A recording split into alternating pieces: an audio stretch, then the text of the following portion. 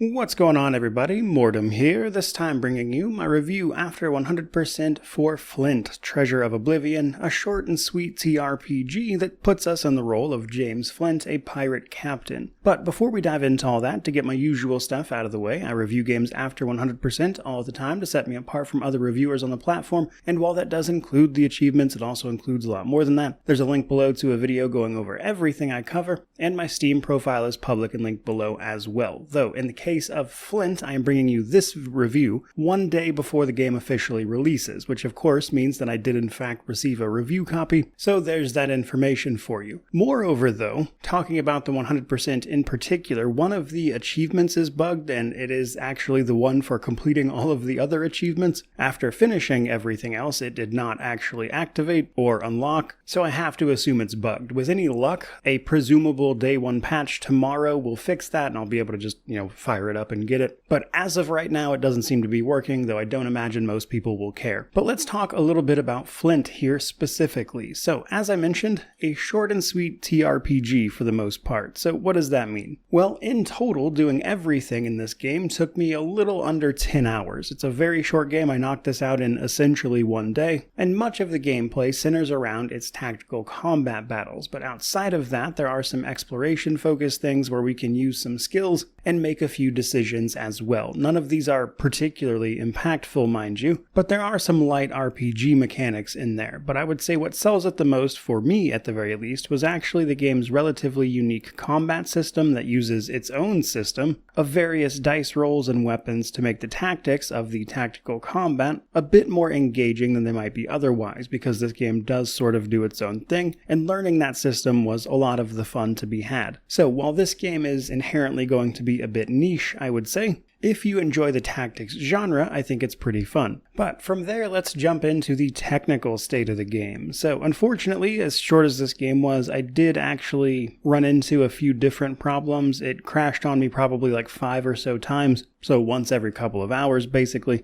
And one time after a battle, my character got stuck in the terrain and I had to reload the chapter, which we'll discuss, in order to continue on, which resulted in me having to redo some fights, of course. So speaking from my own experience at least, despite how short the game was, there were certainly some annoyances on the technical side of things, which I would say is a bit of a shame given how this game was delayed many times. This was due out several months ago, originally at least, so that's something to note. Now, a quick note on the difficulty as well. This game only has one difficulty, meaning that you'll have to learn the system and deal with it in order to progress, so unfortunately there's not a lot of modifiers there to change anything you might prefer, and while I don't think this game is particularly hard, especially if you enjoy tactics games, with it being a very linear experience, you may find yourself stuck a little while if you're having trouble. Moving on though, let's talk about the story of this particular game and how it's set up. So this game is a very linear story. In fact, most of what is missable is right at the beginning, where you can choose whether or not to go around and recruit a few different people, which obviously if you don't, you simply won't have them. But otherwise, it's hard to miss basically anything. Nonetheless, as I mentioned, we play as Captain Flint, who, after a botched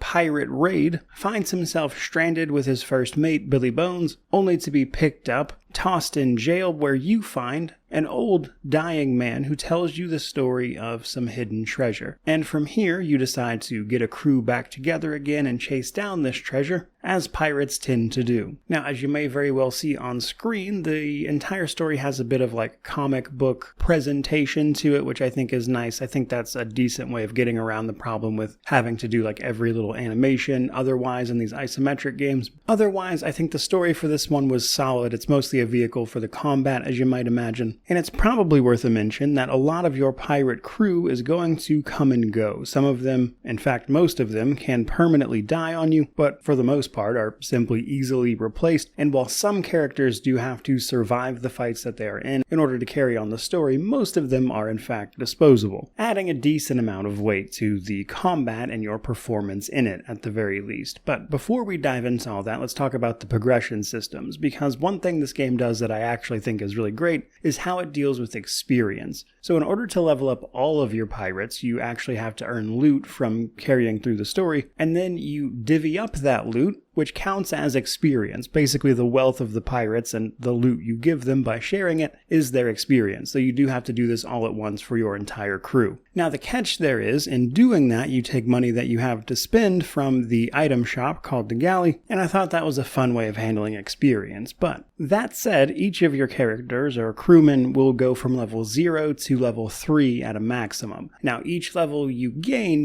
that corresponding number of points to upgrade things about that character. So at level 1, you'll earn 1, level 2, you'll earn 2, etc. And you'll spend these points on upgrading things like your attack dice, that character's attributes, granting them an extra perk, or upgrading their innate ability based on their profession. Now, by far and away, the most important is upgrading the attack dice, because this increases your chance to hit the enemy, of course, but also gives you access to doing things like criticals, which increase the damage dealt, but also refund the action point used on that attack. And in combination with certain crewmen, this can be devastating. You'll go from doing like maybe 1 or 2 attacks per turn to like potentially 7 or 8. So definitely upgrade that dice first. Your attributes are really up to you. Strength is self-explanatory. Dexterity will let you do things like move farther, and constitution, of course, being health. There are a number of perks you can give characters as well, which will give them large benefits to combat, such as the ability to knock opponents out with unarmed, extra melee damage, and the like. So for the most part, pretty self-explanatory. The other half of progression, though, is items. All along the way, you'll be picking up all sorts of items, really, that will act as consumables, but you can also find weapons and the like to outfit your various pirates with, and each of those weapons has their own traits in terms of like range and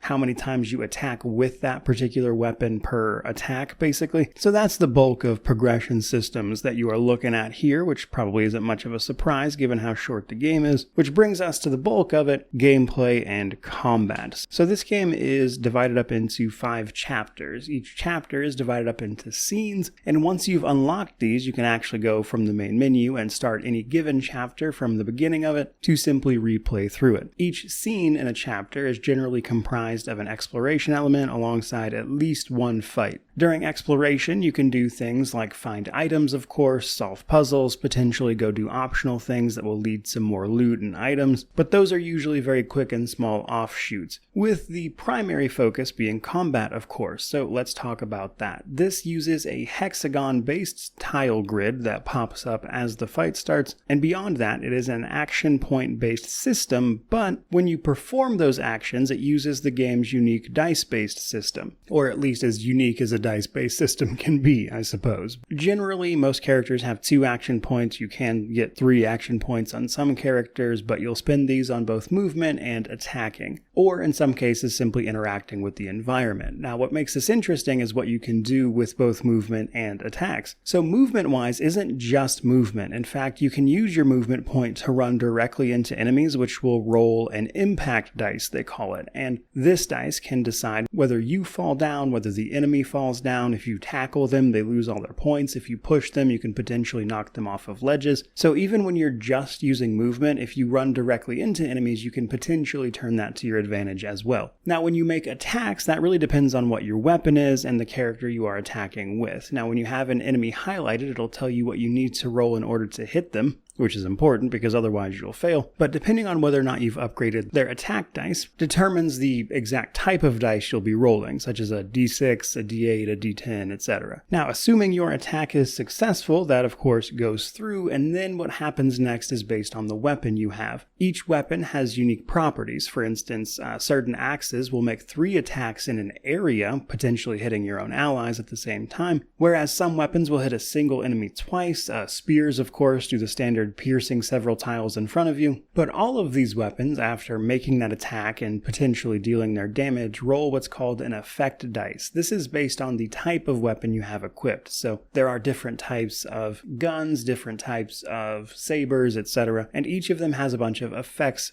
associated with them. So when you roll the effect dice, you're basically rolling for a chance to apply an additional effect, such as dealing extra damage, straight up killing enemies outright regardless of their health total, knocking them down, etc. It just depends on the weapon you've got. And that's before you even start talking about the various items at your disposal, such as, of course, grenades, items to give you extra action points, etc. So there is some of that as well. Now, for the most part, enemies don't seem to take advantage of things like grenades very much, which can put you at a very good advantage as a result, because grenades are extremely powerful, killing most enemies in a single hit, as you would expect, and potentially dealing that damage in a large area. And then two other things I want to mention about combat are the height mechanics. So you may notice that some of these tiles are higher than others, and it is possible to drop down on enemies from above, either knocking them down and dealing some damage, or potentially even killing them based on the height of the fall, which is something you can do in addition to knocking enemies down. Now, what you can do to negate damage entirely is simply putting on some armor, however. There are items that are essentially just armor, and these will block a set number of hits while you have it equipped. So the best one blocks 6, and like the worst one blocks 3. Enemies can use this too, which means ideally against those enemies you want to use a character that hits a lot, so you can quickly break through that armor to actually get to their health. And that's to say nothing of all the environmental stuff you can do, like rolling barrels or pushing enemies off of ledges, etc. So all in all, I would say the combat system felt pretty good. It doesn't overstay its welcome because of how short the game is, and the systems are novel enough to be interesting for a good period of time, especially if you like the genre. But I would imagine whether or not you like this combat system is really going to determine how much you like this game. Personally, I found it fun just because of how different it is. Now, the one complaint I would have is that the UI in combat, especially on PC, can feel a little bit awkward, with you having to like manually toggle between movement and attacks, which I imagine is probably because of how the game handles its impact dice and, moving into enemies, but it still feels a little bit strange. Which is as good a time as any to talk about the Steam Deck now. So this game runs pretty well on the Steam Deck, most TRPGs do. Really didn't have any complaints. It's not a very graphically demanding game. It has controller support, cloud saves, all that. So if you want, you can absolutely play this over there. And if anything, I would honestly say that the controller controls feel a little bit better here just because of how strange they feel on the keyboard and mouse. So if anything, I think some people, especially combined with just the length of this one, might actually prefer playing this on the Steam Deck, so I thought that was noteworthy. And with that, we've talked about basically everything there is to know about this one, which brings me to my conclusion. Normally, I would do like positives and negatives and everything, but with these smaller games, I think it's better to just kind of give a summation, basically. For the most part, I would say Flint is going to be a great game for people who enjoy the tactics genre or are simply looking for some small game to kill in like a weekend. But as a small indie game, it has its pain points. The controls, as I mentioned, can be a little awkward, and some things like the side exploration and whatnot feels a little shallow at best. But the main holdup I have with this game is just that I don't know how much it's going to cost. The one-pager they sent over didn't have pricing information. I can't find it in like their Steam discussion forums anywhere, so I'm not sure what it's going to be priced at on launch day tomorrow. So speaking for myself with the time I would have for this, I would say I'd feel comfortable paying about $15 to $20 for it, as I think it was a solid way to kill some time, especially with its novel battle systems. Any higher than that, and I'd likely hold off until it was on sale, especially given the annoying crashes and technical problems I ran into. So ultimately, we'll have to see on that one, I suppose. But that has been my review of Flint, Treasure of Oblivion. I certainly hope you enjoyed it. If you did, don't forget to like, comment, subscribe, all that YouTube jazz. But regardless of any of that, truly, just thank you so much for watching. I really do appreciate it. May you wander in wisdom and have an amazing day.